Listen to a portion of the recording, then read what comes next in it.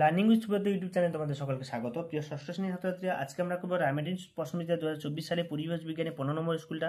তো আগের ক্লাসে আমরা 14 নম্বর স্কুল বন্ধ করেছি। দেখো 15 নম্বর স্কুলটা কি বলছে। স্কুলটার নাম হচ্ছে কৃষ্ণনগর গভর্নমেন্ট হাই স্কুল। তো প্রথম ফিজিক্যাল সায়েন্সের প্রশ্ন দেখো, 12টা দিয়েছে। স্কুলের গায়ে যে ধাতব প্যাচ থাকে তার নাম হচ্ছে নিয়ন্ত্রণ। আলম্ব বাধার মাঝখানে থাকে দ্বিতীয় শ্রেণী লিভার, তাই না? তারপরে একটি জটিল উদাহরণ হচ্ছে সেলাই মেশিন। যৌগিক পদার্থের নাম হচ্ছে কার্বন ডাইঅক্সাইড। তরল ধাতুর নাম হচ্ছে পারদ। ম্যাঙ্গানিজের চিহ্ন হচ্ছে MN। হচ্ছে ম্যাঙ্গানিজের চিহ্ন। মৌলিক রাশির নাম হচ্ছে ভর।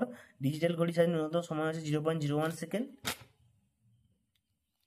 একটু ক্যামেরাটা নড়ে গেছে। 0.01 সেকেন্ড। তারপরে আলো তীব্রতা একা হচ্ছে ক্যান্ডেলা।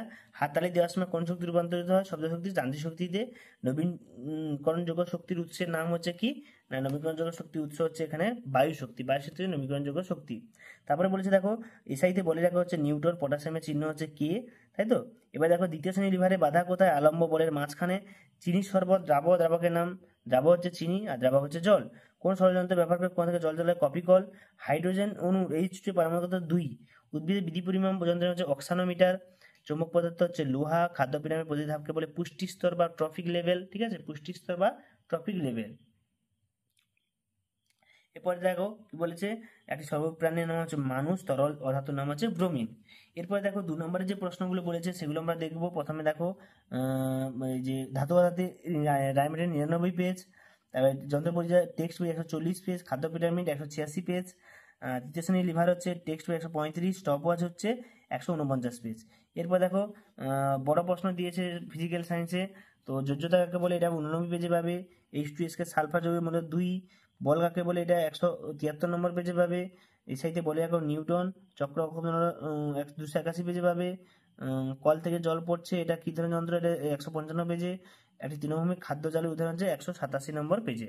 দেখো জীবন বিজ্ঞানের প্রশ্নগুলো দিয়েছে সেগুলো আমরা দেখবো। জীবন বিজ্ঞান দেখো, একের দাগেরটা কি বলছে, কোন শ্রেণী মেরুদণ্ডী প্রাণী মশা লার্ভা দশায় জলে পরিণত দশায় ডাঙায় বাস করে? তো উভচর।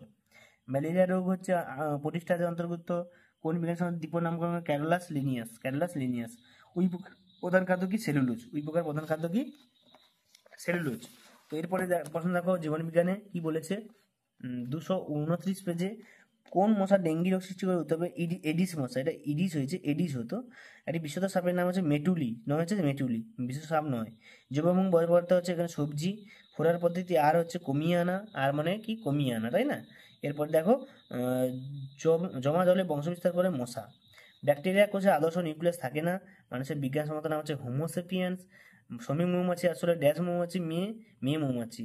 পশ্চিমবঙ্গে একটি ব্যাঘ্র প্রকল্প হলো কি? সুন্দরবন। স্বাস্থ্যকেন্দ্র থেকে পাওয়া একটি বর্জ্যপদার্থের নাম হচ্ছে তুলো।